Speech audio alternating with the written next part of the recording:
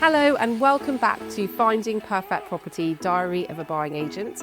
I'm your host, Camilla Dell, and I'm absolutely delighted to have on my podcast today Anthony Payne, who has worked in the real estate industry since 1985. Anthony is the managing director and also co-founder of industry database LonRes, which is used by anyone that wants to be a player in the property industry. All of the agents, all of the buying agents, all of us use LonRes. It is the holy grail of property platforms. So, Anthony, welcome to the podcast. Morning. Thank you very much for that introduction. Pleasure. Thank you so much for coming on. It's amazing to have you on the podcast today. I want to start by talking a little bit about your background and your career journey. You've had a fascinating sort of journey into the industry. Can you take us back to the start? What drew you to the industry in the first place? Well, I have to say it wasn't a preconceived idea. I wasn't particularly academic. I wasn't particularly good at school.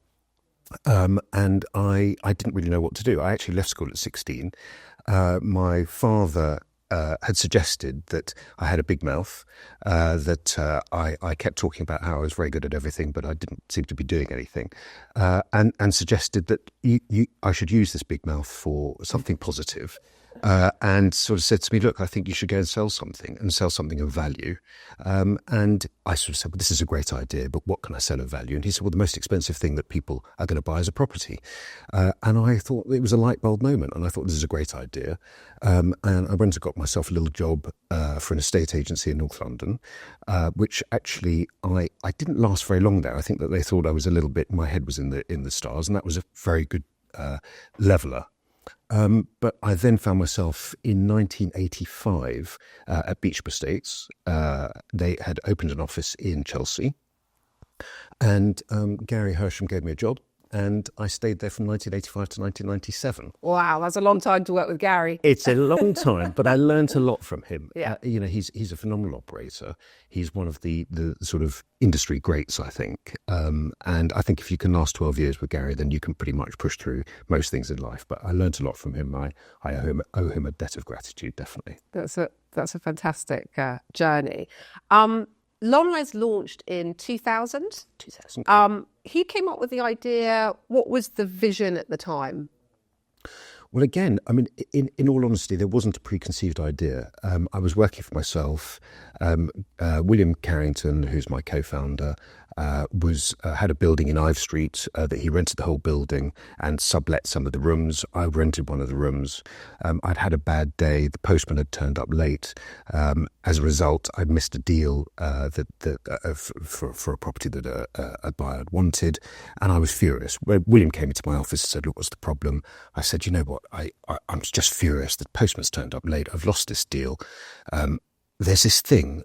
It's called the internet, and apparently it can do anything you want it to do. And if it can do anything, I never want to rely on the postman again. I want a central database of properties that I can refer to. I don't want to have to photocopy another agent's set of details. I just want everything in front of me." And at the time, William was much more involved in valuation on the professional side of the business. And he said that he was spending many, many days going around trying to get comparable evidence for the valuations he was doing. So he said, well, look, this would be wonderful if I could just track what was going on in the market and I could just get to the information quickly. And there the idea was born. We went to the pub, which is obviously a very good meeting room. We sort of went over what we thought a system could provide. We then brought in a chap called James Golfer, who in fact is William's brother-in-law. He was much more involved on the tech side of things. And from there, we raised a bit of money and we set up LonRes. And it's been a wonderful journey ever since. Fantastic. It's a great story. LonRes has grown significantly. I mean, you're being very modest, I think, Anthony. It's been a huge success. It's grown massively over the years. What do you think have kind of been the key milestones during that period? Like, what's changed? How has LonRes evolved and kept pace with change? Well, I think most importantly, I was listening to actually a podcast yesterday about somebody who's very much involved in tech.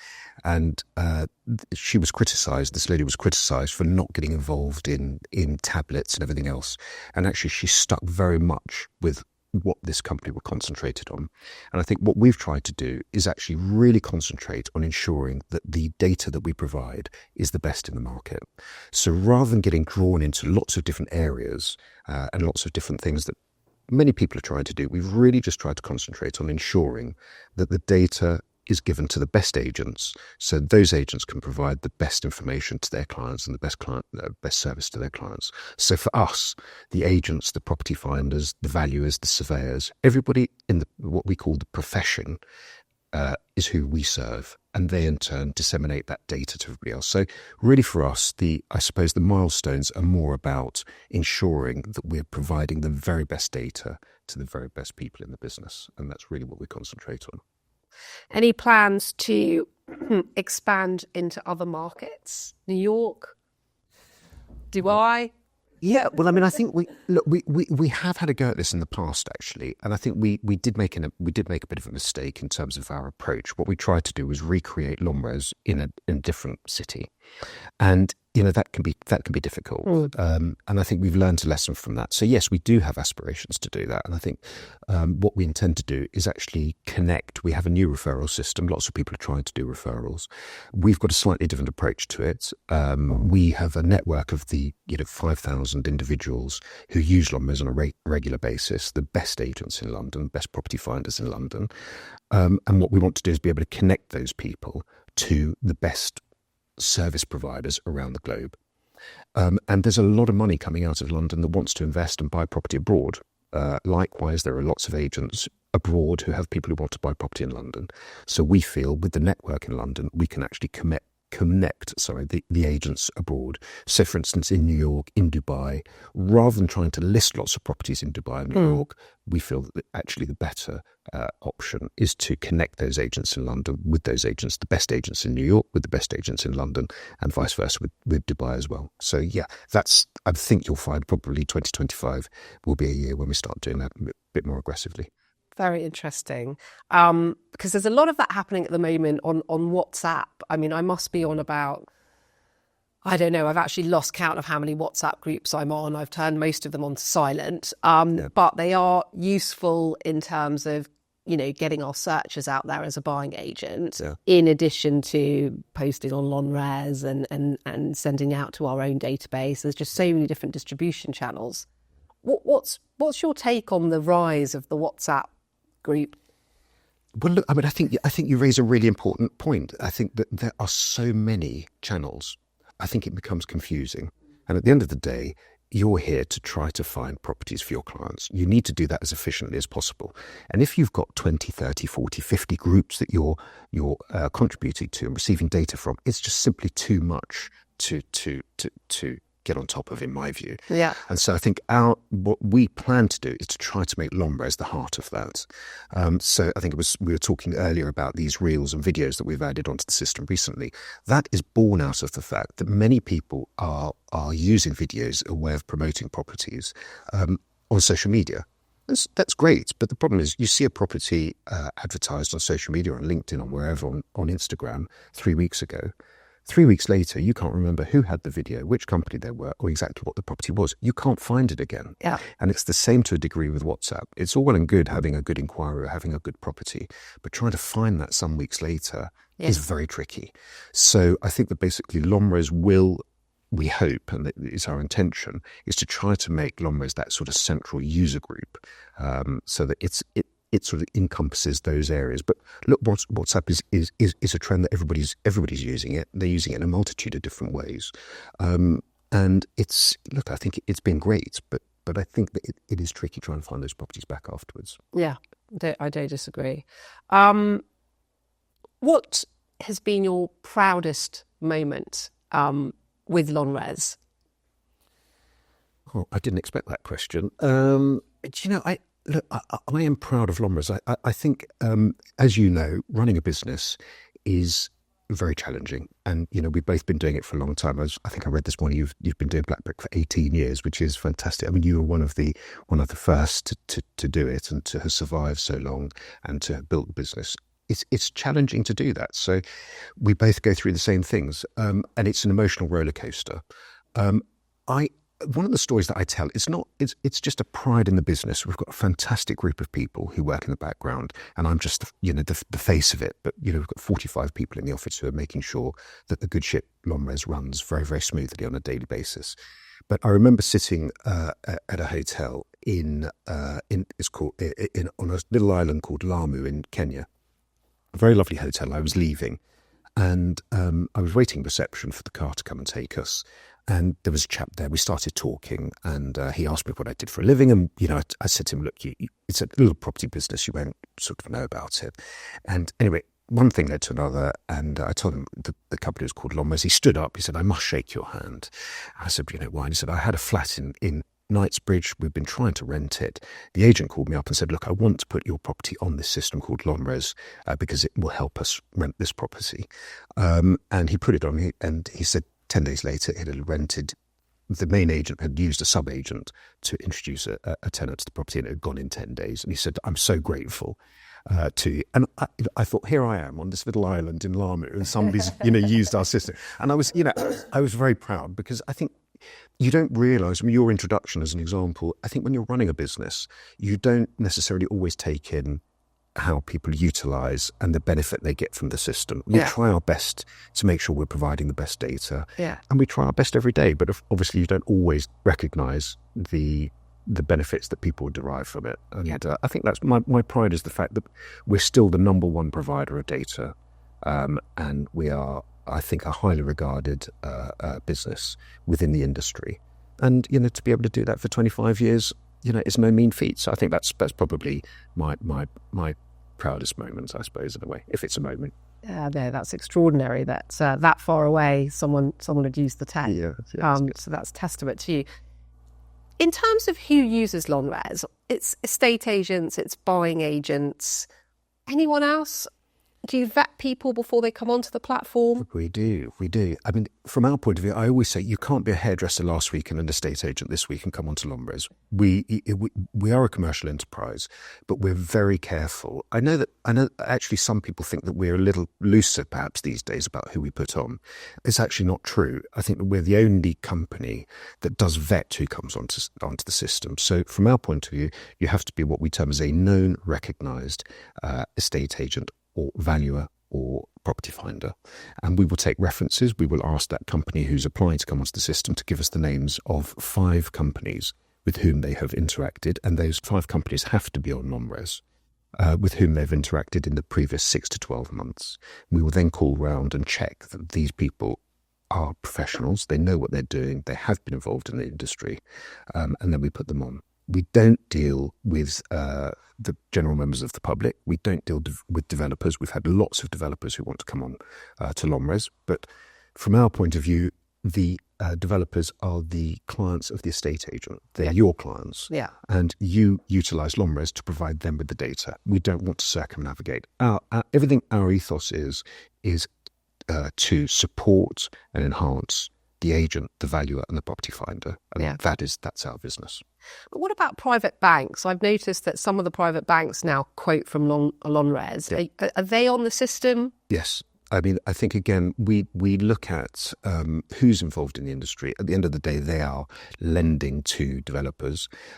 It allows them, it doesn't actually circumnavigate the valuer because they still need to have a formal valuation. What it allows the banks to do is to make a quick decision about whether they would be prepared to lend against a property, against an asset. And then they go through the formal process of having a valuation. So it just ensures, again, it's just ensures the smooth running of a part, a facet of the business. Yeah. And that for us is important. Yeah, good to know. I want to talk a little bit about innovation and PropTech and how it's changing. Obviously, PropTech has evolved dramatically since you launched LonRes in 2000.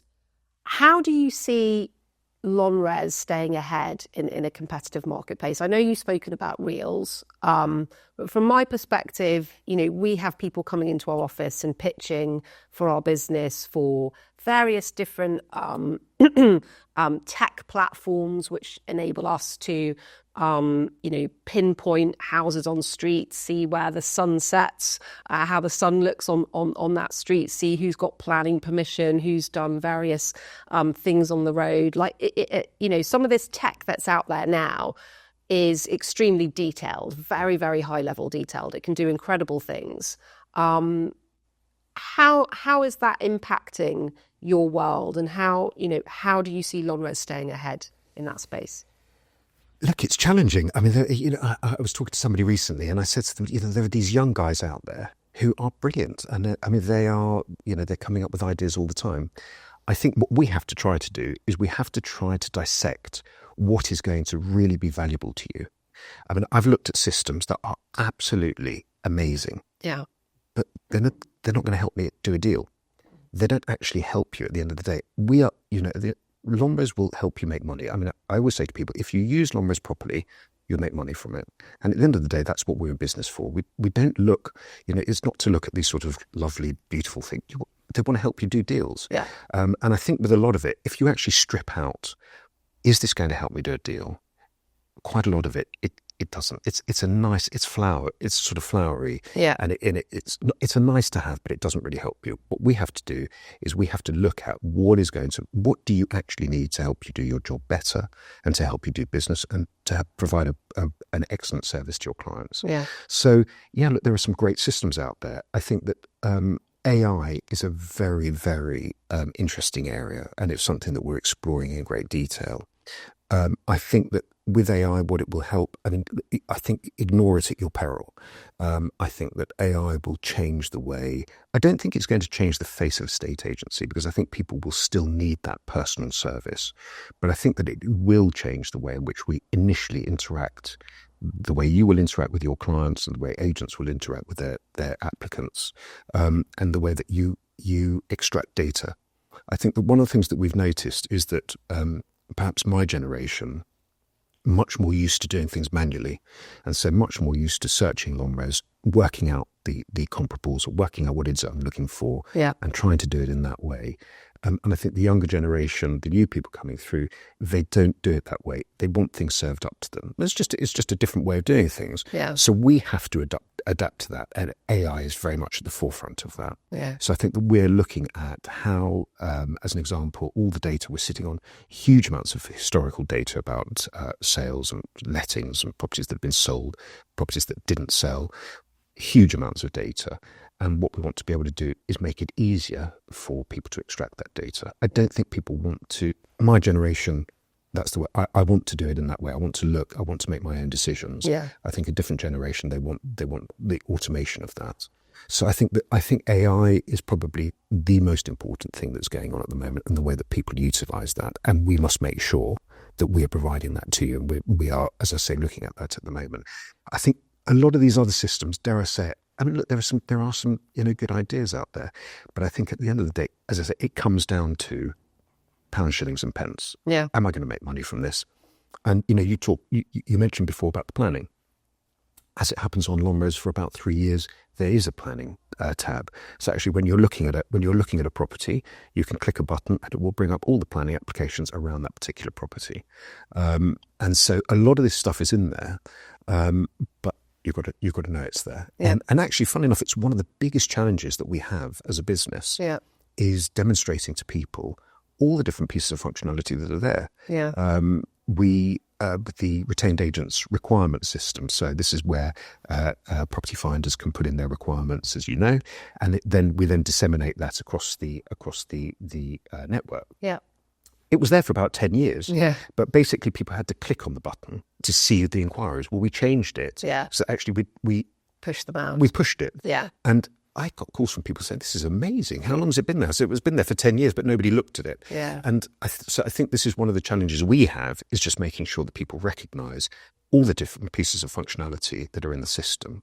Because quite often the new pieces of tech that are coming out, it's in LonRes. Again, plotting the results on a map. It's in LonRes. If you want to, you can plot your results on a map and send properties as a map. But again, it's making sure people know about it. But tech, yeah, look, it's changing I had dinner with a friend last night who lives out in Austria. He was talking to me about all sorts of, amazing bits of tech, which I'm not going to tell you about because I haven't looked at it yet. But it's stuff that I thought we're definitely going to implement this into LonRes. So we're looking at it all the time. Yeah, quite exciting. Yeah, it is. Is there an end game for you, for the business? Flotation? No, we're not big enough. We're not big enough. I think the problem is that people talk about us in the same vein as sort of the portals, but of course you've got Rightmove, which has just turned down a bid of 6.2 billion. I mean, obviously, if Rupert Murdoch were to come along with 6 billion, I wouldn't reject it, just in case. If you're watching this, we'd consider it. But no, we're not in that league, and I think that, or anything like it. We're a small business, but I think. Look, you have got huge amounts of energy for the industry. We both love what we do. And I think that, I'm very lucky. I happen to love property and I love the people who are in agency. And I enjoy every day. So is there an end game? Look, at the moment, we're having a great time and we've got lots of ideas. We've got lots of things that we want to expand the business into. As you know, we've also got an anti-money laundering compliance business, which is growing very, very quickly. We provide, I think, gold standard services to the industry on money laundering. We provide training, policies and procedures. We do the really complex ones. So not Anthony Payne who's selling his property in wherever. It's more the really complex anti-money laundering things that have got to be looked at. We do those. So we've got lots of things that we're doing. So the end game is keep going, keep pushing ahead, keep enjoying it, and that's really the main thing. What do you think is the biggest lesson that you've learned about running a business over the last 20 plus years? Well, I can tell you probably I would say one of the biggest mistakes, rather than lesson, but the mistake and that I think everybody when you're running a business goes through is that when you set up a business, let's not forget, I was an estate agent who just had an idea. So did I understand tech? No. Did I understand how to run a business? No. Do I understand accounts? No. Did I know how to raise money? Did I know, all these things that when you set up a business, that is what you are. You become all things to all the people. And I think I was quite slow, and William probably the same. We were a bit slow to recognising there are a lot of people who know all these different facets a lot better than us. And I feel we should have bought these, and we've got some great people now. I mean, we've got James, who runs really the operations side, Katie, who runs our accounts, Emma, who runs marketing, Maria, who runs the data processors. These guys are brilliant. And yet I sort of did that at the beginning. And in all honesty, I was just an estate agent who had an idea, and there were much better people than me. So I think with the new business, as you grow, I think a lot of people are very late to bring in the talent in the different facets of the business to help it really grow in that area. Yeah. And I think that's probably, that for me, I think would be the biggest piece of advice I'd give to somebody setting up a business. I think that's really, really, really good advice. I want to talk a little bit about the London property market. Obviously, it's, it's not what it once was. Obviously, the British press, there's been quite a lot of negativity around just Great Britain PLC full stop. And then when you kind of analyse that and look at London, all sorts of things have been kind of knocking the market. And I think it's been a really tough time for agents. Yeah. What trends have you seen in 2024 for prime London property? Well, I think it's been a tricky year. I think obviously we had the election, we had the budget, and all of these things, they create a little bit of uncertainty, even though I think everybody knew in advance we were going to have a Labour government. What does that mean? And then the budget, with a lot of negativity in the lead up to it, had an effect. Nevertheless, London is a very, very resilient market. And I always say, bet against London at your peril. And I think that continues to be the case. I think that there is a different approach to property to what might have been previously. I think that previously property was seen purely as as an asset class and as a way of making money. Everybody just thought it was a one-way trajectory, and they would just invest, and that was it. In 3, 4, 5 years, you could sell and make a big profit, and many people did. I think the government under George Osborne made a big decision some years ago. I think everybody thought that it was just financial. I don't think it was. I think that they had intentions to slow the market down. I think that they didn't want people coming into the UK just buying up property and then selling it 5 years later. So I think the stamp duty was financial, but also to slow the market down. And I think they've been successful in that respect. I don't think it necessarily helps the day-to-day agent, but I think they've been successful. Yeah. So I think the type of buyer that you have today is a home buyer. It's somebody who's looking for a property on the long term, more a generational buyer rather than a short-term buyer. Yeah. And I think that stamp duty has such an impact on that decision that people can't afford to make a mistake. And so people are taking their time once again to find the right property. And that in turn has led to a bit of a slowdown. And I think that there are still many deals being done. I mean, we can look and if we compare this year to last year, as it happens, we think it's reasonably stable. We think that the number of properties being sold and the number of properties going under offer are reasonably level with last year. Yeah. So we don't see it too negatively. And pricing, what have you seen pricing wise in 2024? Yeah, I mean, it's a little bit down. I think the last time I looked, we saw it as about 1.8% down on last year.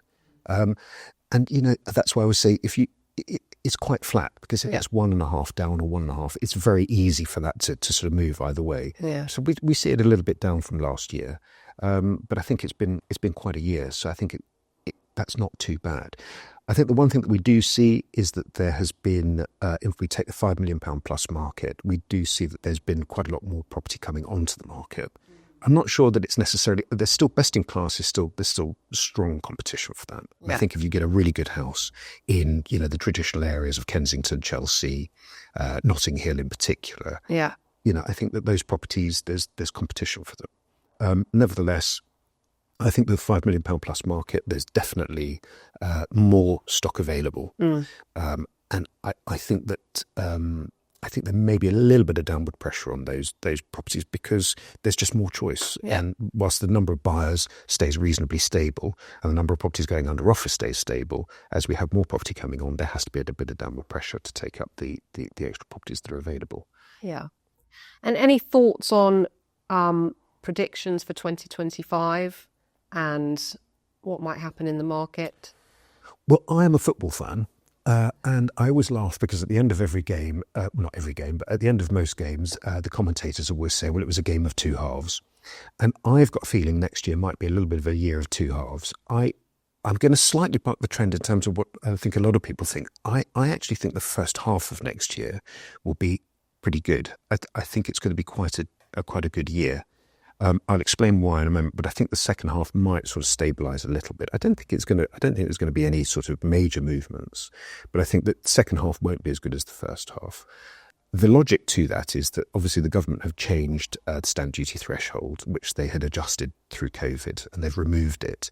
So I think it's 325 back down to 120. Yeah.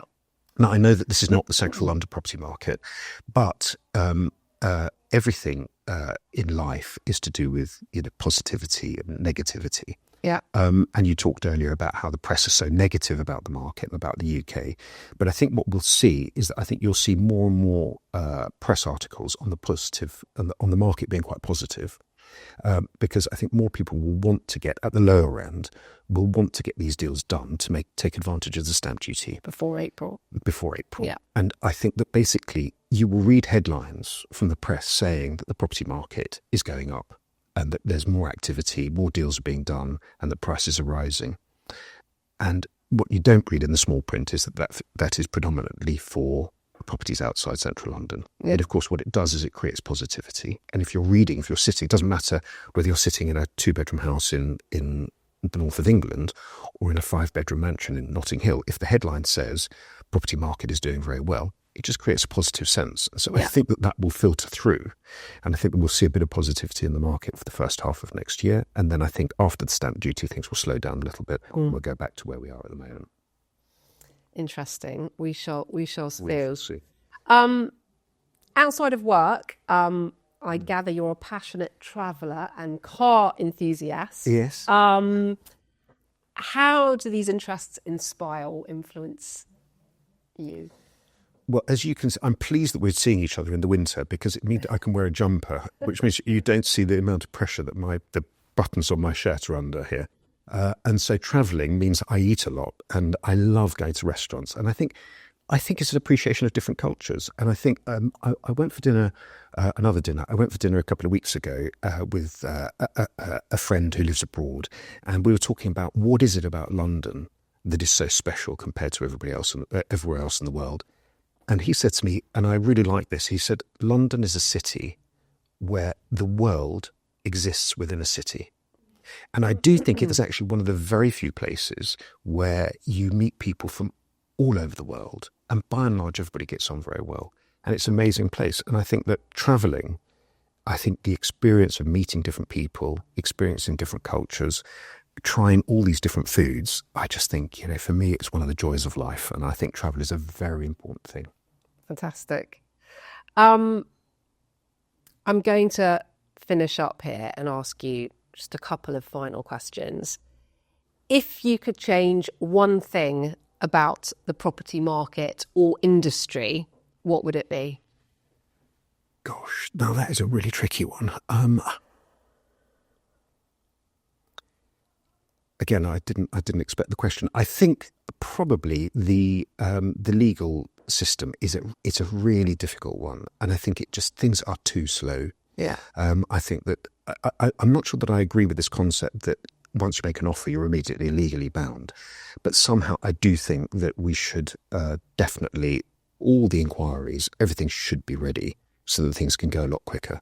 I think that 2 to 3 to 4 months to exchange of contracts is it is in this day and age. And time kills a deal. It does. I'd say for me that would be probably, I'd love to find a solution to that. I think that there are people who are trying to do it. LonRes legal. LonRes. Let's do it. Let's do it. Fast. Brilliant. And finally, Anthony, if you had to sum up your philosophy on business and life in one sentence, what would it be? Trust. For me, I think I said this in it to somebody else asked me the question. Trust is the foundation of everything. Because if you trust your colleagues, if you trust your business partners, it allows you to really just be freer in doing what you're doing. It's the same in relationships. I think everything with your friends, with your partner, everything, for me, trust is the foundation of everything. And it makes life a lot easier. And I'm very lucky that through my business career, I've really been able to trust everybody around me. And it's been great. Thank you so much, Anthony. It's been an absolute pleasure having you on the podcast and hearing all about LonRes, your plans for the future, your thoughts on the market. It's been, genuinely really, really interesting. And I hope that everyone listening has taken some nuggets of gold from the podcast. So that brings us to the end of Finding Perfect Property, Diary of a Buying Agent. Thank you very much for tuning in. Don't forget to like and subscribe on whatever channel you use. See you next time.